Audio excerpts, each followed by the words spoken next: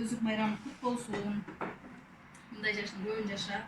Seni menen bütkül Kırgız elisi mıktansın. Anan Nobel'likte az da olsa kutlu görürsün. Bu başlalışı. İyi. Kampanya arifliğimde bu da kalsa. Brilliant bir prezident ol.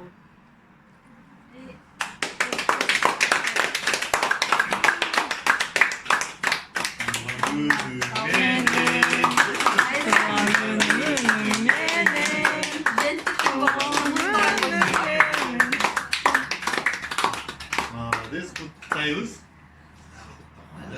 Doğan günü ne? Doğan günü. Sartan beriyle Taynesi, abisi sartan beriyle videomuz. Geçe kapattım, geçe Instagram'da göz attım. Doğan günü.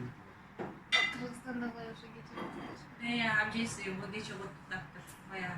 Aha sekin çalatmayın bu Aynazik doğan günü unutmadım desin. Geç böyle tuttak olabilir.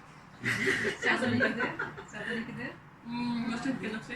Биздин саат 9 болгондо Айназиктин немесинен башталды, статусунан туулган күндөр. Кыргызстанда 12 болгон да. Bayağı tam ben.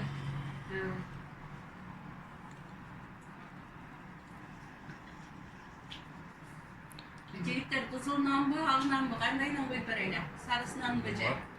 Бар дейт. Агынан бар экен. Aralaştırmayasın böcek. Başlayınca tanışmam yok. Ayperi ne oldu? Sonra tutup aldı o Ayperi. Ay,